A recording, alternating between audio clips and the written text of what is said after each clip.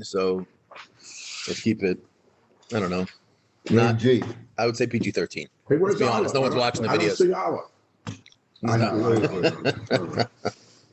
Okay. The name of the Masechta that we're about to learn is called Masechta Moed Kattan. I printed out from Simon Wolf. He's great. He has like a sort of the psukim and just the basics of the background to the Gemara. So, yeah. All right. So, Moed Kattan. What are you checking the page? What A cup of water here. You brought a coffee. What's this? Oh, that's it. That's the bag. There we go. Oh, thank you. There we go. Okay. Masechta Moed Kattan. Masechta Moed Kattan effectively is two Masechtas really in one. You have the first two prakim, which last 12, 13 daf, and then you have, and those discuss the halachas of Chol HaMoed, specifically the malachos of Chol HaMoed, what is mutter and asur to do on Chol HaMoed, which sometimes surprises people because most people, when they think of Chol HaMoed, they think like, oh, those are the days in between where I can do whatever I want. So the truth is, on many levels, that is true, meaning the way it's structured is many of the malachas that we typically think of on Shabbos or Yom Tov that are a problem on Chol HaMoed end up being mutter, and we'll go through them as we go through the parak. But there are actually isurim, and we'll discuss that in a minute. And then the second half of the Masechta is the third parak. There's three prakim in the Masechta. That parak deals with Hilchas Avelos. It's almost as if you'd almost think like it maybe should go in like a Yeridea type of Masechta, but it's stuck here in Moed Kattan. Although there are some who say that maybe the reason why it's called Moed Kattan is actually not necessarily because it's only talking about Chol HaMoed, but that actually Avelos, which like Tisha B'Av is an Avelos, Tisha B'Av is called a Moed, and it's a Moed Kattan. They talk about that also. Another idea why it's called Moed Kattan, they focus on the Kattan. They forget who says it, but they quote it in the name of, I want to say the Avnei Nezer and maybe someone else, that comes from a similar language that we'll use when we refer to the Levana. We talk to the Ma'or HaGadol and the Ma'or HaKatan. And the reason is because the Ma'or HaKatan doesn't have its own source of light. It reflects the light off the sun. So too Chol HaMoed gets its Kedusha and its Isser Melacha from the Yomim Tovim that it sits in between, right? So it sits on the first day of Yom Tov, the last day of Yom Tov, you have these days in between. I didn't see this anywhere, but I was thinking that the word Chol HaMoed itself, the word Chol comes from, could be understood a lot of different ways. Typically we think of it as a Yom Chol. But what does it mean to be Chol? Chol means a halal, it means an opening. So what it really means is there's a vacuum in between these 2 days. There's a Chol HaMoed. There's a Moed in the front, there's a Moed in the back. This is the Chol. It's the halal inside the days where, since by Shavuos there's no Chol HaMoed. Why is there no Chol HaMoed? Because there's no Chol. There's nothing in between. It's just 1 day or 2 days in Chutz La'aretz. But when you have other Yomim Tovim, so that means that the Kedusha and the Isser Melacha that comes from the 2 Yomim Tovim that sort of sandwich in the days really are what create the Isser during the days in between. There's a lot of other places where the idea shows up. Like we treat certain days, let's say the days in between Yom Kippur and Sukkot, those days are treated like a mini Yom Tov to a certain extent, and the Mefarshim speak out. It's a similar idea. I think this even came up in Tainus when we started talking about the idea of the Isser Tainus and the Isser Hesped. Whenever we had certain days of Simcha, we said there was the day before and there was the day after, and then there was a scenario where you had 1 day that was in between one and the other, and we said Benkach u'Benkach, that will also have a din of Simcha. But again, the idea behind that is pretty straightforward. Okay, but that's just a question of what the Masechta is. What are we actually discussing? We're discussing the Malachos, the Isser Malacha on Chol HaMoed. So here, there is one of, maybe like the Ramban and the Rambam in whether Tefillah is Derais Derabanan might be one of the most famous Machlokes Rishonim. This is up there. It's like up there in the list of some of the greatest Machlokes Rishonim, the most well-known Machlokes Rishonim. About whether the Isser Malacha on Chol HaMoed is min Torah or min Rabbanan. This is a huge Machlokes Rishonim, and you have literally almost like a camp of 10 Rishonim on one side, 10 Rishonim on the other side. The Mishnah Berurah, the Bir Halacha goes through it in very strong detail. If we were learning at Be'in, we would point out that there's really 3 different opinions. There's the Raisa, there's the Rabbanan, and then there's the Ramban, which is a middle Mahalach. We're not going to go there, but it's basically 2 opinions. The real question is, where do they get it from? How do they figure that out? So I just wanted to just go through some psukim. This is going to be relevant as we go through the next 15 blot or so, just to understand. I'm not going through all of this. I'm just going to read some psukim and then quote from a Gemara in Chagiga to understand the basis of the malacha.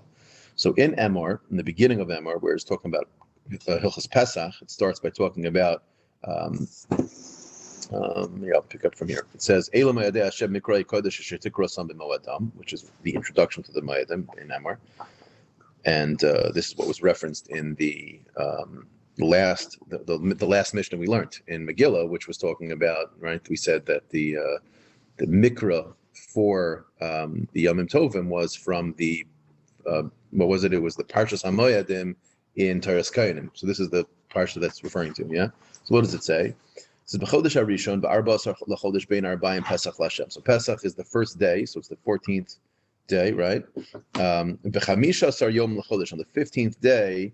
Chag HaMatzos L'Hashem Shivas Yom HaMatzos Techelu. So that's the positive side. It's a holy day. Eat matzos. Fine. Bayom Harishon Mikra Kodesh Yeh Lechem. It's a holy convocation. It's a holy day. Kol Meleches Avodo Lo Sasu. You shall not do any melacha, and the lashon here is Meleches Avoda. You shall not do. And then it continues and says, you shall bring korbanos for Shivas Yom, 7 days. And on the 7th day, Bayom HaShvi'i, Mikra Kodesh is another day, another yantiv. Kol Meleches Avodo Lo Sasu. So if you read the psukim, it's pretty clear in the psukim, just in the simple biblical read, that the days in between have no Isser Melacha. That's pretty clear in the psukim. And it's exactly the same thing by Sukkot, where it says, Bayom Harishon, Chulu v'chulu, Kol Meleches Avodo Lo Sasu, and then you read the pasuk of the Shivas Yomim in between. So Shivas Yomim Takrivu Yishal Hashem, and on the 8th day, Mikra Kodesh Yalochem, Yekrav to Mishal Hashem Atzeresi. Right, that's the 2nd day, Shmin Atzeres, Kol Meleches Avodo Lo Sasu. It doesn't mention anything about the days in between, about Kol Meleches Avodo Lo Sasu. So you see that both Pesach and Sukkot, the only two places where we really have Chol HaMoed, in both scenarios, in the Psukim, it doesn't mention anything about an Isser Melacha, which would seem to support the opinion that would say that the Melacha that's Asr on Chol HaMoed is only an Isser Derabanan.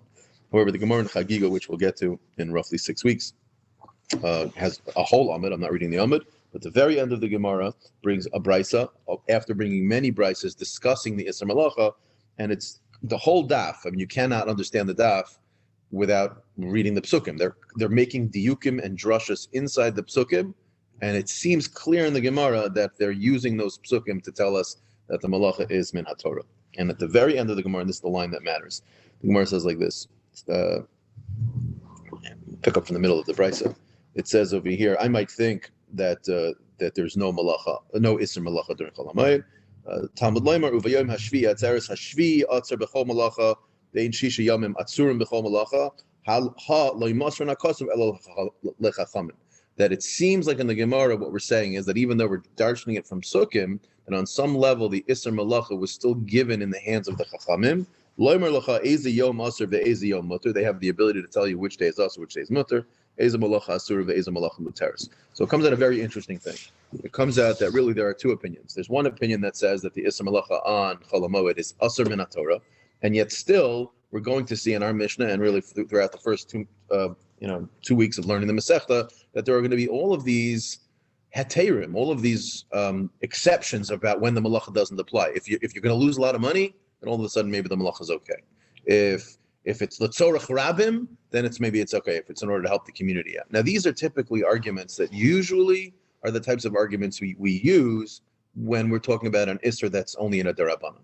We typically don't say, oh, is it really hard to do the mitzvah? Will you lose some money? Oh, now but we feel bad. You know what, the rabbis, maybe they didn't say it there. No, but if it's an issa deraisa, it's an issa deraisa. And yet somehow the Rishonim are going to hold it's an issa deraisa, and yet we have these somewhat, rabbinic-like heterim, and that's actually, I can't imagine what it must have been like. Rabbeinu Tam's brother, he had two brothers or three brothers. One of his brothers was the Rashbam. These were both mentioned in Tosfos all the time. Can you imagine what the house was like? So we always talk about how Rashi and Rabbeinu Tam, with a tefillin. But see, you have to say, Rabbeinu Tam was a grandson, right? So you have Rashi. Rashi had a daughter. I think her name was Yocheved. Yocheved had a bunch of sons. One of them was Rabbeinu Tam. One of them was Rashbam. The other one was Rivam. And I think the daughter, I don't know her name, her son was the Ri, right? So just to understand. So it's one thing to have the Rashi and the Rabbeinu Tam arguing about tefillin, but the Rashbam and the Rabbeinu Tam were brothers. They grew up together in the same home. And they are both on the opposite side of this discussion. So I can imagine what Chol HaMoed would have been like in their home. One of them held it was an Issa Deraisa, one of them held it was an Issa Derabanan. Just a pelletic thing to think about it. But anyway, it's a massive machlekes Rishonim. So one other piece of information that's important. When we talk about the Issa Melacha on Chol HaMoed, the Mishabura speaks this out, and it's going to come out from our Gemara, that there are really 5 exceptions. There are 5 scenarios where we make an exception. So there's an Issa Melacha. Well, but there are 5 scenarios where there would be a heter. The first one is referred to as tzorich yantiv. If the malacha is something that needs to be done for the tzorich yantiv, a classic example of this would be like ochel nefesh, right? Ochel nefesh is the idea that, the same way like on yantiv, you're allowed to cook because so that obviously will apply on chol hamoed as well. And there are other scenarios where the malacha will be l'tzorich yantiv. A second one will be tzarchei rabim, even if it has nothing to do with the yantiv, but if it's a communal need in general, then that could be a scenario where it's going to be mutter. A third one would be a davar ha'avid, which is just means you're going to lose. If you don't do the malacha, you're going to lose money. This would be a hefsid, right? And we'll see that's actually the topic of today's daf. The fourth one would be if the actual malacha itself is not being done in sort of a skilled manner or a professional way. Maisa umen, it's called. If it's a maisa hedyet, which means like a lay person would do it, and the Gemara has its own definition of what that means, then it would be mutter. And the fifth one is a poel she'ein lo mayochel, which literally means if the person who's doing the malacha, the work, doesn't have enough to eat, then, and again, that also needs to be defined. How much does he not have, and what that malacha is? These are 5 different categories. And the point is again, if you hold it, it's an issur deraisa, then what it means to say is that when the Torah said meleches avoda lo sasu, it means except in these cases. In these cases, it would be mutter. I mean, there's no malacha said. And if you hold it to the rabbanon, it just means that when the rabbis instituted this whole entire halacha, they clearly said that there's going to be a sort of step down in the strictness of the malacha, the issur malacha, and then in these 5 scenarios, it won't apply. The Bach goes through how, according to the Shittas HaRishonim, that understand that it's an issur deraisa, and he explains in the psukim itself how these 5 exceptions are actually there. But that's not for now. Okay. Just don't make me work on chol hamoed. I can't. I can't. You mean the other way around? Oh, when you say work, you mean go to work. Okay. Yeah. Meaning you're the only guy I know who's looking to not find a heter. Okay, I understand. I mean, you want a chumrah. No, I need to work. I'm sorry, I need to work. Meaning you want to work on chol hamoed. You're saying I don't want to. I really don't, but I need to because I'm going to lose my. Okay, I'll tell you one thing I'll tell you one thing you should know. I won't stop eating. It won't be where I'm going to not eat. You're not going to starve. I'm going to really. I wouldn't worry. Don't worry. We'll finish the Masechta and you'll be fine. I will tell you one thing. The Mishnah says in Avos Mevaza es hamoedos ein lechelek lo olam haba, which does not necessarily mean a person does malach. What it means is a person who's mevaza, a person who treats Yom Tov and chol hamoed. It's a Mishnah Avos. The Gemara is quoted in Psachim. It's Kilo Avid Avodah Zarah. And the Rashbam explains it's a person who doesn't treat chol hamoed with the right amount of respect. Mishnah Berurah brings, don't worry about it. Mishnah Berurah brings a person should try to dress on chol hamoed, and pick the Yom Tov as much as possible. There's no chiyuv suda, but if a person can, he should try to make a suda with pas. It seems like the Hasidim are very mafkid on not working on it. Could be that. Yeah, it could be. No. Yeah. No, enochanami. No, Hasidim work all the time. I mean, if they can, but yeah. It's so the post can speak out. The person's not going to really see bracha from it. And again, the difference between working on chol hamoed or not is if it's going to create a loss. That's one thing. If it's a question of not profiting, that's a different story. But anyway, let's learn the Gemara now. Just a couple of points of introduction about the Mishnah and some of the dinim. So what I mentioned earlier, where there were 5 scenarios where potentially the malach is going to be mutter. One of the ones that was mentioned was a davar ha'avid. We're going to see in the Mishnah that whenever we say that a davar ha'avid, meaning when losing something, it's going to be mutter, right? So by not doing the malacha, that will create a loss. You're then allowed to do the malacha. Even then, it's clear in the Mishnah, and we'll see in the Gemara, that that's only true if the malacha you're doing does not also come with it what's referred to as a tircha yisera. Tircha yisera literally means that you're exerting yourself beyond the norm. And again, the Gemara will have its own definition of what is considered a tircha yisera versus what's not a tircha yisera. But the idea basically is that if we're going to be discussing a malacha that is mutter because of davar ha'avid, only in a way where you're not, when doing it, being mevaza the mayit, meaning if you're doing it in such a way where your actions are show a lot of exertion and work, that could be a problem, even if it means you're going to lose something. So let's read it in the Mishnah.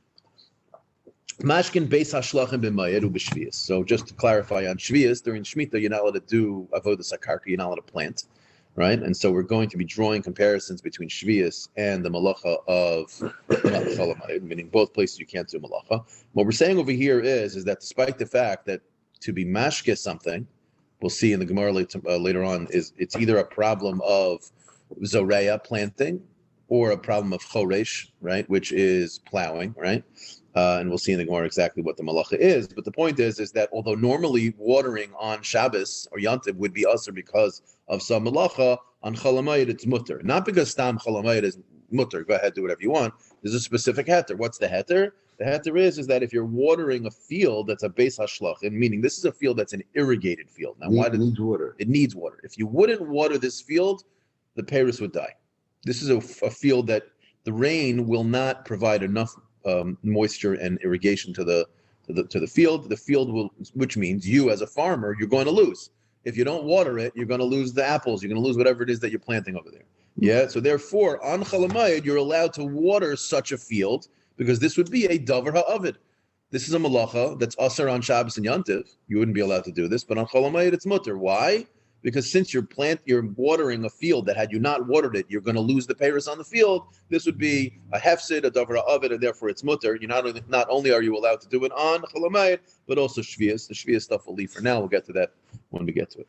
Now this is true whether the source of the water that you're pulling from is bein b'ma'ayin sheyatza b'tchila, whether it's a new, unestablished source of a spring water, or if it's something that's been established. What's the difference between something that's already established versus something that's new? Is an established one, the walls of the canal where the water is coming out of are established, and therefore they won't cave in. Right, so there's no concern that you might come to need to sort of fix it, which is a tirchi yisera, right?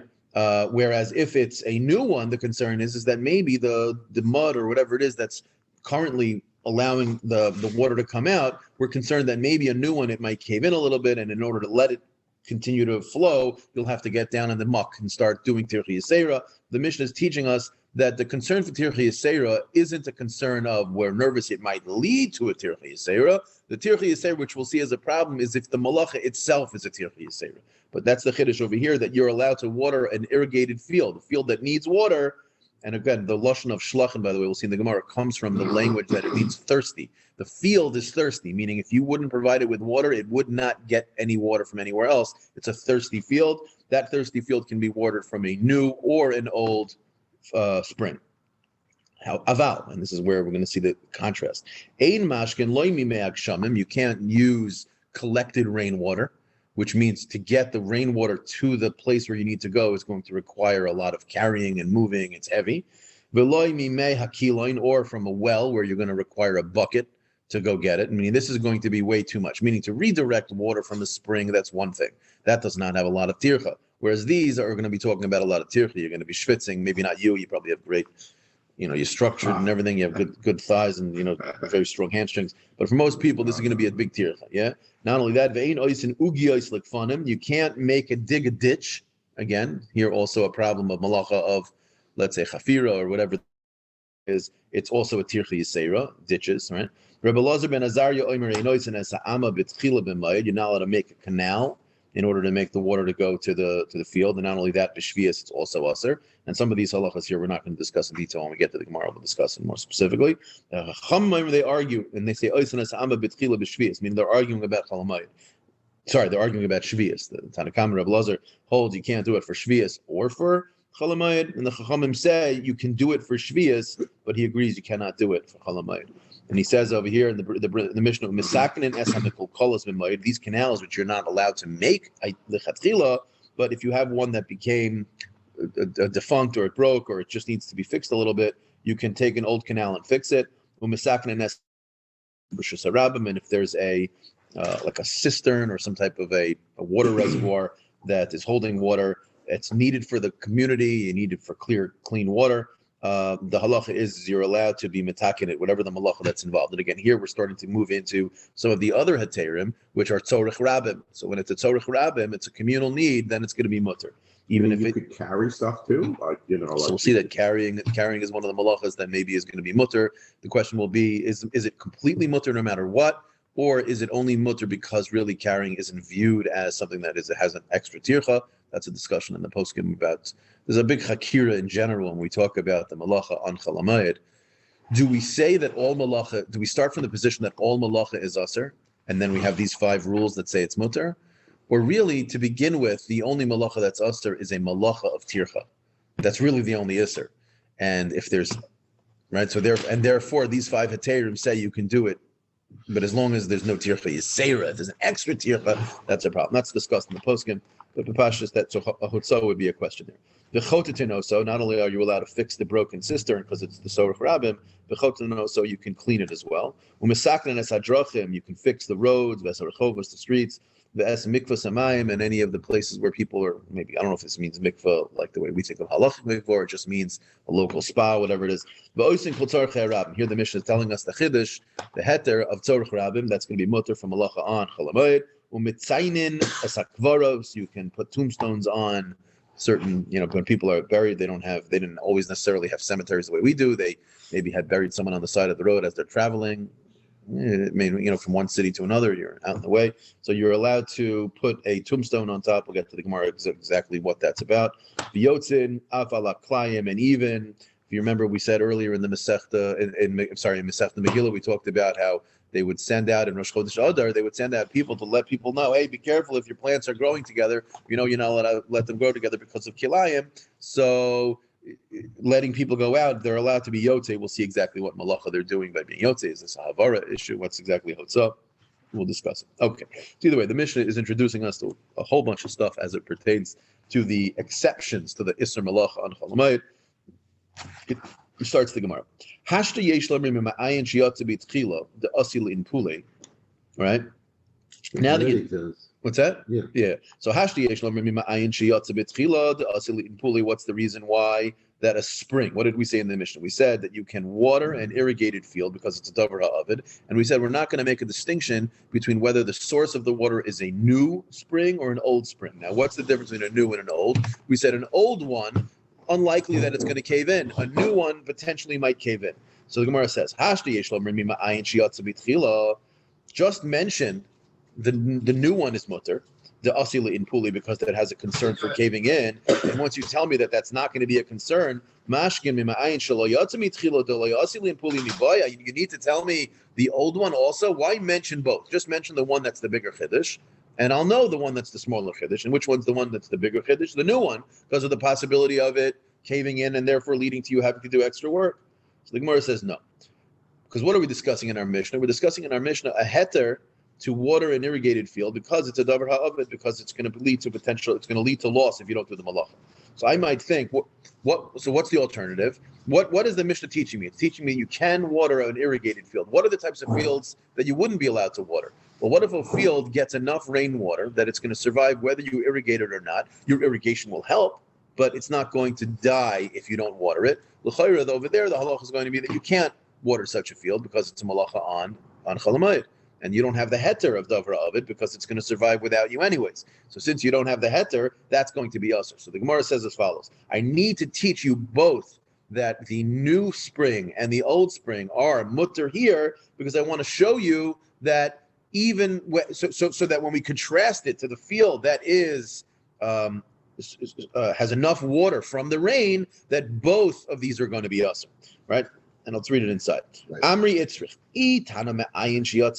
If all I would have told you is the new one is mutter, and you would therefore learn that kol shekain, the one that's old, is mutter, then I would think Havi Amina Hachahu de Beis Hashlachidin Beis Habalo. It's only in that scenario maybe where the halacha is that it's mutter by a Beis Hashlachim because of a davar of it, but by a Beis Habal, which is the type of field that can survive on its own without getting any extra water, I might think that there it's going to be usher, because why? It's a new spring, and the concern might be that when it's not a davar of it, the only reason it's going to be usher is out of a concern that it might lead to tircha yisera, and the reason is mishum the asila in puli, because maybe it's going to cave in and you're going to do a little extra tircha.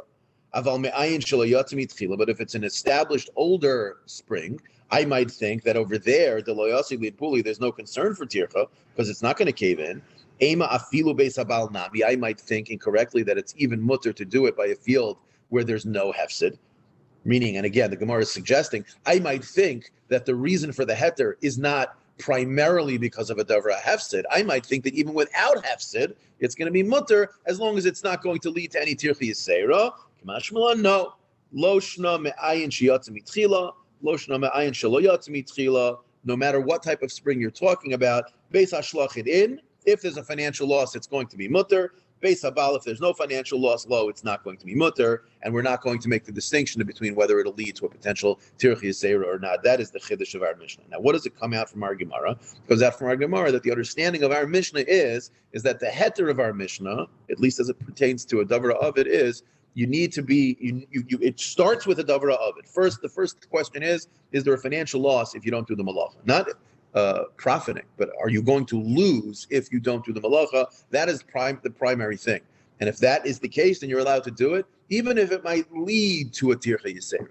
What about if it actually is a tircha yisera? Well, the Mishnah is clear that a tircha yisera is going to be a problem because we said you can't, for instance, go to the well, and you can't do these other things. Here it's a little bit easier because you're just diverting the water.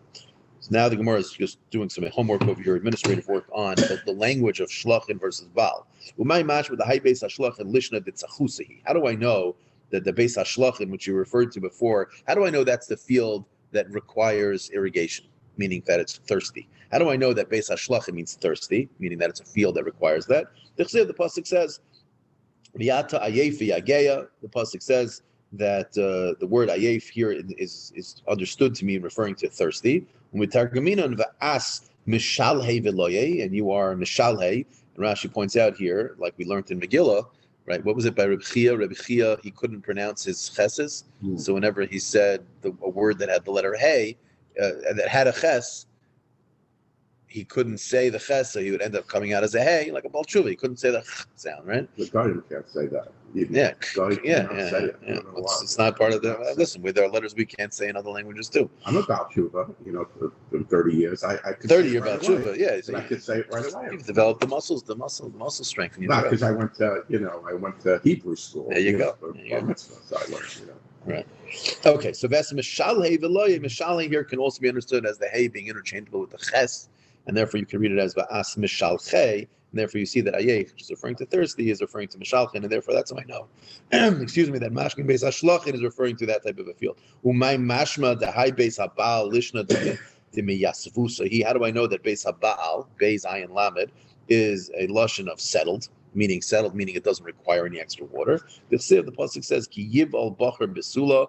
It says in the pasuk in Yeshaya that when a bacher, a young person, is boil a besula, has bia with a young girl, and in the pasuk there it continues and says yivaluch banayich. It says over there umitargminan arei kemad demisoisav uleim im besulta yisyasvun begaveich banayich, which understood the lotion over there of yival is translated as the mitoisav. Mitoisav is from yeshiva, is yishvatas, meaning the land is settled, meaning it doesn't require any external irrigation. It can live on its own. Therefore, that's how I know what it means. Fine. Okay, a little grammar, a little vocabulary.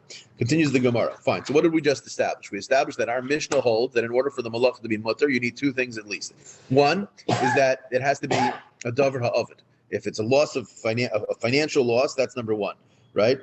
Can't be different. And not only that, even if there is a loss, it can't be a big tircha.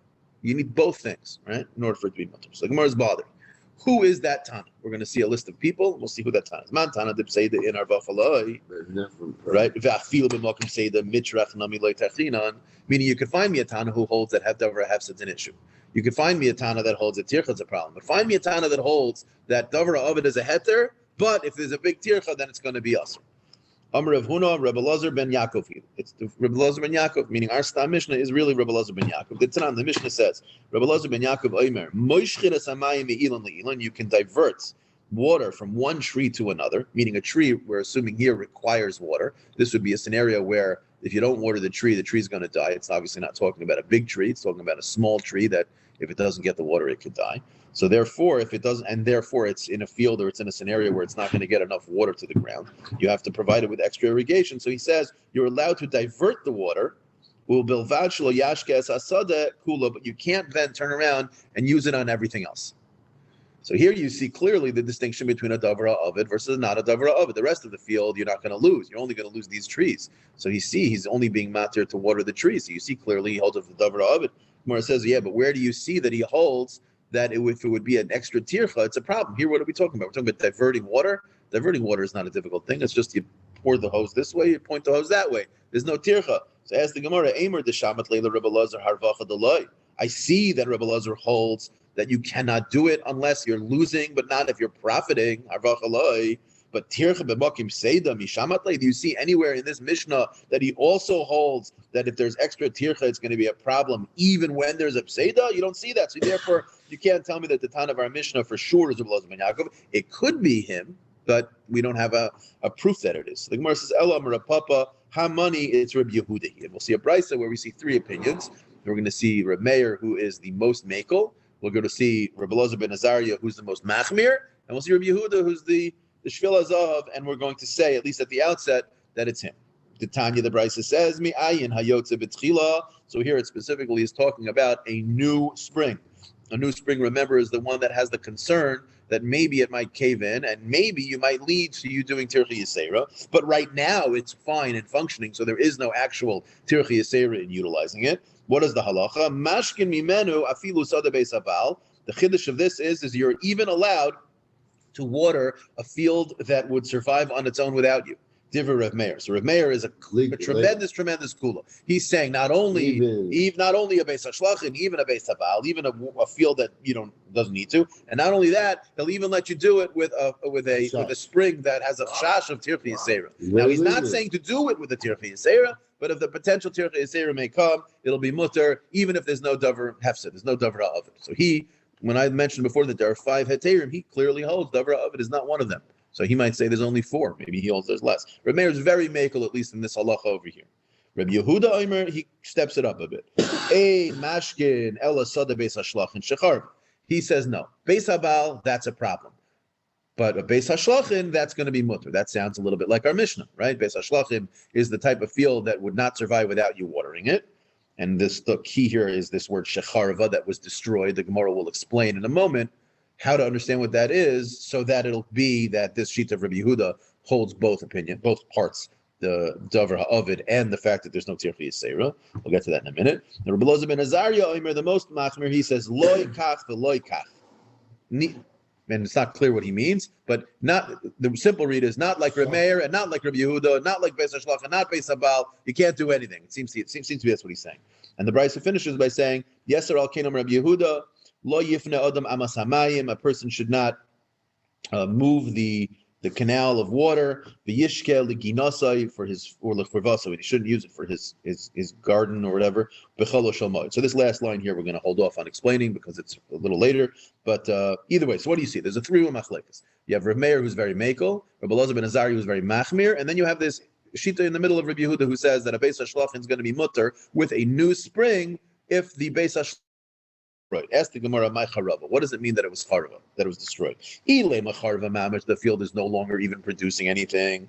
What's going on? And why would you even be watering a field that has no plants? That doesn't make any sense. So obviously charava doesn't mean that. Meaning, what is it saying? It's saying that this spring's not working and the water is going to be diverted to another spring, and now that spring is just kicking up, and so therefore that's what it means that it's new. And he's saying that it's mutter.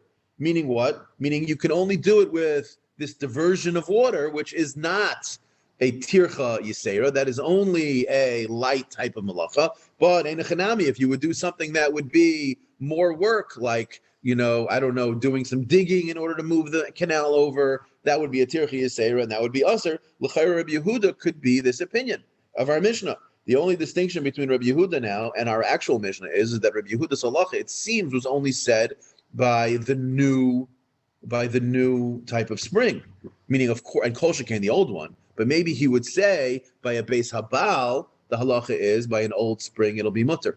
Remember we saw that diak earlier, right? We said, why does it say in our Mishnah both a new spring and an old spring? Because if all you said was the new spring, you might think that yes, in a chanami with a beis hashlachin they're both mutter, but by a beis habal, well, there's no davar ovid. Maybe the only one that's usher is when it's a new one because of the potential of a tircha yisera. But if there's no potential for tircha yisera, that even there it'll be mutter. We said that before, so it's possible to read Rabbi Yehuda that he might say that because he's only making his statement by a new spring, not by an old spring. And the Gemara is going to speak that out in a moment. I just wanted to point it out when we got to it. Right now, let's continue the new read of the brisa according to Abaye. What's Rabbi Elazar ben Azariah arguing in? Rabbi Elazar ben Azariah Omer loy kach v'loy kach, meaning loishna charav me'ayna v'loishna loy charav me'ayna me'ayin shiyatza b'tchila loy. He says no. His whole argument is So according to Abaye, the Brisa reads like this. Rav Meir says with a new spring, you could even do it in a Beis Habal, even if there's no Davra of it. Very makel. Comes along Rabbi Yehuda and says, Beis Habal, you cannot do that. You cannot do what you just said in a Beis Habal. But you can do it in a Beis Hashlachin. Why? Because of a Davra of it being Aser. And as long as you don't do it with a Tirchi Yisera, it's going to be mutter, but a Tirchi Yisera is going to be a problem. And comes along Rabbi Elazar ben Azariah and says, no, you cannot even use a new spring, an old spring, and a new spring if you're talking about, sorry, let me say that again. You cannot do it with a spring that has been destroyed and one that hasn't been destroyed. Meaning his whole heter would be only in a Beis Hashlachin and only with an old established spring, right? Because he is choshesh for the possible tirchi yisera, and so therefore davra ha'avid and the no possibility of a tirchi yisera. But then potentially this sheet of Rabbi Yehuda would fit with our Mishnah. The Gemara says, one second, maybe not. Umimai, and this is just going to speak out what I said before. Dilma ad kan like Rabbi Yehuda beis hashlachin in beis habal. When does he make the distinction and say that beis hashlachin is going to be mutter and a beis habal is going to be aser? Elami ayin shiatz mitchila. The new one, why? Because over there's a concern that maybe it's going to lead to a tirchi yisera. However, he allows it. And meaning he allows it by beis hashlachin and he asers it by beis habal because of the potential tirchi But he even yisera. lets the new one. But only by beis hashlachin. Okay. Dilma asi, and why? Because Dilma asi limpuli, because it's a tirchi yisera. Aval me'ayin shelo yatsa mitchila. If it's an old established one, then even by a beis habal, it's going to be mutter. Dilay asi limpule.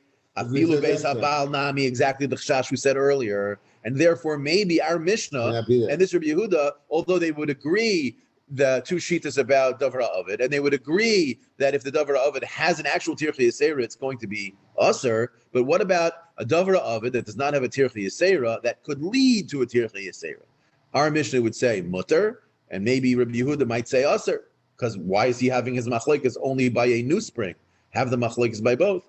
Gemara says, in Cain, if you say that, your conclusion, while possible in Rabbi Yehuda, you've effectively left us with no author to our Mishnah.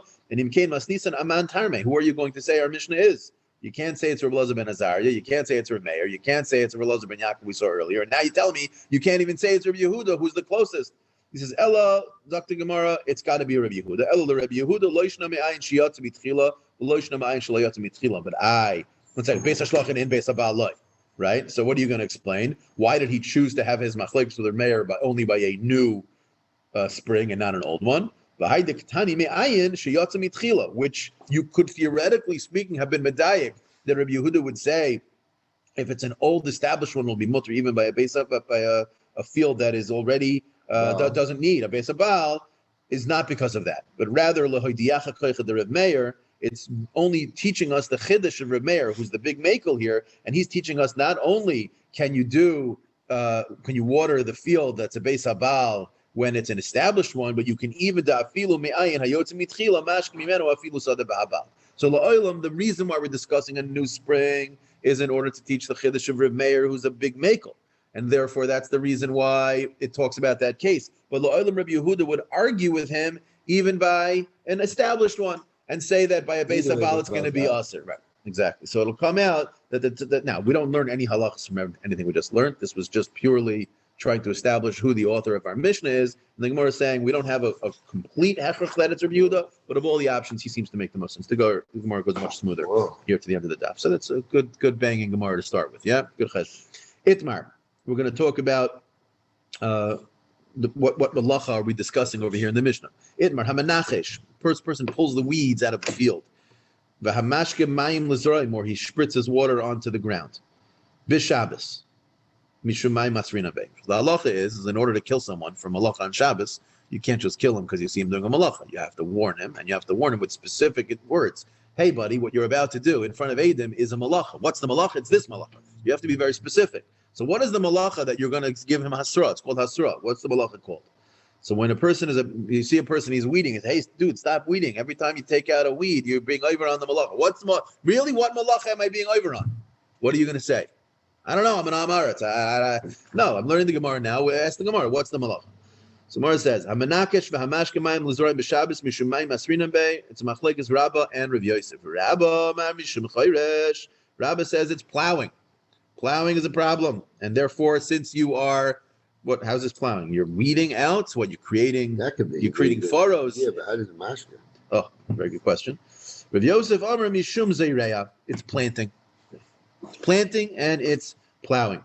Amar Rabba Kavasi Didi Mistaba. Rabba says, I'll bring you a raya that it's like me, that it's plowing. Why? Ma Darko Shel Choresh. What is the point of plowing? L'Refuye Ara, to soften the land. Hai Nami Mirefuye Ara. So watering the land, what does it do? It dampens it, makes it soft, and when you take out the weeds, it also makes it soft. Therefore, that's the malach of chayresh. Okay. And Rav Yosef, no, kivasi didi mistabra. Why? I hold it to planting. Ma darko shel zeireya litzmuchei peira. The whole purpose of planting is in order to get fruits to grow. Hachanami mitzmach peira. What am I doing? I'm trying to get the fruits to grow. So before we go weiter, if you just take a look at this Taisus over here, right on the side, kamiripuye ara. Taisus has a very geshmaka cheshbon. The basar ikar hamalacha azlinan, the doma lechoresh. So Rabba says it's like choresh, right? Why? Because he goes basar the ikar malacha. Rav Yosef afal gav the ikar malacha doma lechoresh, because the act itself is the same. However, machshavas hanefesh lav lerefuye ara. When a person is choresh and a person is watering, their intent is not to soften the ground. Their intent is to plant. Ubahachi pligi the Rabba savar lebasar hamaisam admin Allah. But lo achar hamachshava, Rav Yosef savar basar machshava azlina to have yeikar v'le azlina basar adimin. So they're basically not arguing over what's happening. They both have a fundamental argument in general. In Hilchos Shabbos, what do you go by? The person's intent.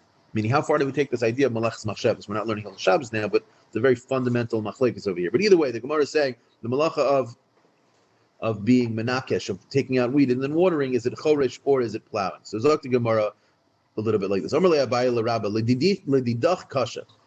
says to his Rebbe Rabba, according to what you say, that it's talking about plowing, it's problematic. And Ula Rav Yosef Kasha, it's also shver. Why? Lididach Kasha, according to you, who says that it's choresh, plowing, mishum choresh in mishum zarei alai. Are you telling me that there's no zriya here? And the same thing in the other direction. Rav Yosef Kasha, mishum zarei in mishum choresh. Are you telling me that there's no? You're both right. They're both a problem. So why, meaning, and what's his question? The whole question initially was, what should you use to give hasra? And they're arguing over which one, and in order to kill him. Well, aren't they both usher? And can't you use either one? So who cares? Gemara says, maybe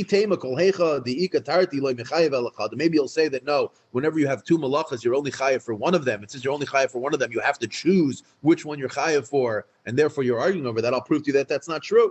Rav Kahana, Zoymer, a person who prunes a grapevine, and he needs the tree, he needs the wood. And the key here is you're pruning and you're taking the wood and your kotzer the wood for the need of the wood. Chayiv shtayim, achas mishum notea. You're planting by pruning. You're planting the achas mishum kotzer, and by taking the trees, so that one act of pruning is both kotzer and zoreya. So you see, you're chayiv for both. Either one. So either one. So you should be able to say a hasra of, have a great day. You should either be able to give the, just like over there, you l'chara would be able to give the hasra for kotzer or for notea. You should be allowed to do the same thing over here of zoreya or choresh. So Gemara says, "Chanami kasha."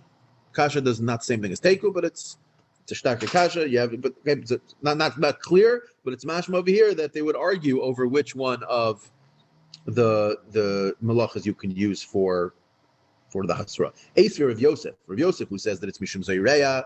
Le Rabba, who says it's mishum choresh. He says the following brisa: Hamenakesh, weeding, the hamechape leklayim, and a person who covers the seeds during where you have two different strains that are growing together, which is a problem of kilayim. The halacha is yechayiv malchus, meaning there's an iser Torah that yechayiv malchus for planting, for being zoreya kilayim, and we're saying over here that weeding is aser. So Rabbi Akiva Omer, no, he says not only that, even if you don't do that, even if you don't do anything, all you do is just let it sit, you're also chayiv malchus. You have to work at Rabbi Akiva Shita. It's a lav shein by Maisa. So some before we say that Rabbi Akiva means if you surround it with a fence. So you're doing an action, but you're not actually planting, but that's also a problem. So Zak Rav Yosef, Bishlam Didi, who says that it's because of Zayreya, Da'amina Mishum Zayreya, Hainu Da'asir Izriya B'kilayim, because we know that there is no Isser of Charisha, of Choresh by Kilayim. The Kilayim Isser is you cannot plant it together, but there's no Isser in plowing on for Kilayim. It's just not relevant, right? I'm allowed to, plow. Before the seeds are there. The Kilayim by definition means I have this strain and that strain, and I put them together. So the chayrish is before the seeds are in. Yeah, there's no iser, right? Elo l'didach the amris mishum chayrish, and that's exactly what menakesh is. Charisha b'kilayim miyasira, would it be usher? I mean, it doesn't make any sense. You can't even have a scenario where you'd be chorish and create a scenario of kilayim. So he wants to bring a raya from there. Prishtak kasha. Now, again, the Gemara isn't want to address the question of who says that the definition of planting that's true for kilayim is the exact same definition for planting by Shabbos. That's a question that I don't have a good answer to, but it's clear from the Gemara that we're assuming the two are the same definition. So the Gemara answers, what Rabbi says, Amrlei mishum mikayim. He says he'll answer that no. The understanding is that the reason why that's usher here isn't because of planting. You're right.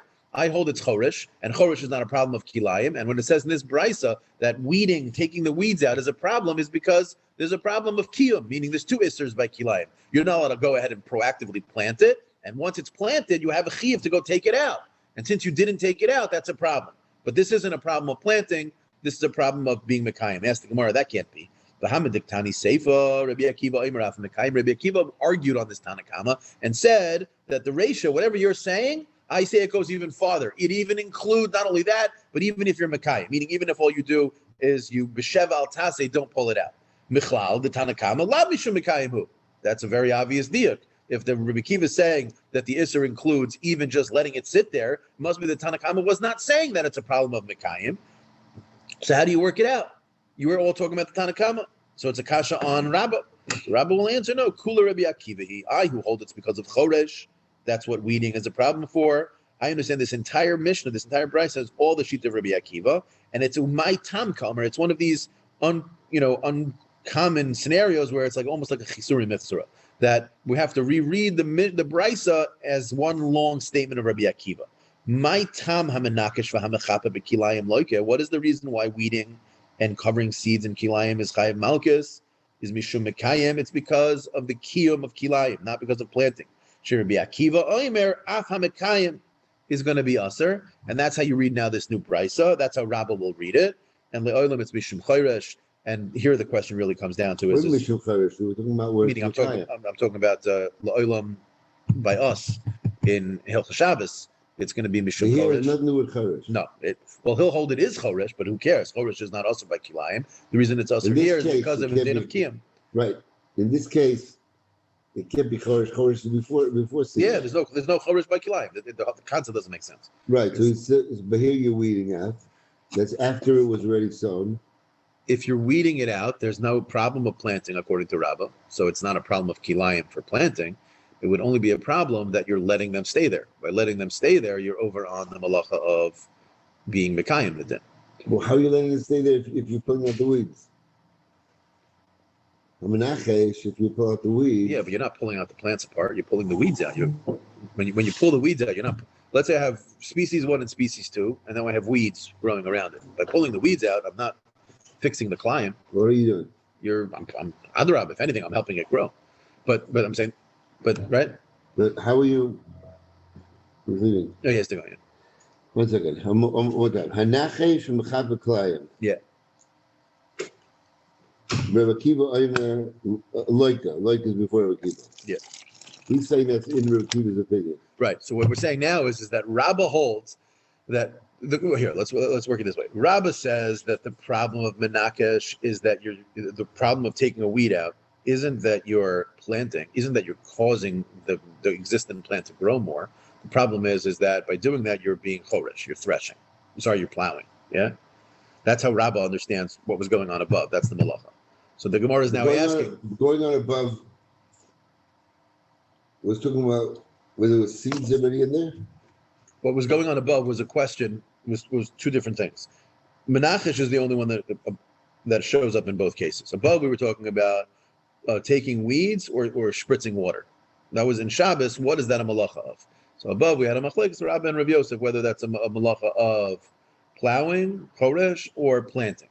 And they each had nothing to do with seeds. Nothing to do with seeds. Regular Shabbos. Regular Shabbos. The ground. I go into my front yard and I take the weeds out. Right. And why do I do that? I'm doing that. According to Rabbah, it's choresh, and according to Rav Yosef, it's zoreh. This is in Shabbos. Hilchos Shabbos. Now what happens there? So now there's a separate halacha. There's a halacha nothing to do with Shabbos. Right. The halacha is if I have 2 different species of plants, I can't let them grow together. just like I can't have shatnez. It's Right. kilayim, right? I can't. Now, so the halacha is I'm so there's an isser to plant them together, and there's also a halacha that if they are planted together, I have to go and take them out. Or I have to separate them. Weeds have to do with anything? Well, if I take weeds, it depends. If taking weeds out is just considered plowing, then there's nothing wrong with it. We're talking about Klayim now. Yes, Okay? there's an isser zriya. There's only isser zriya. That's right. He doesn't have a menachos zriya. Exactly. So what's the problem here? Why are you getting?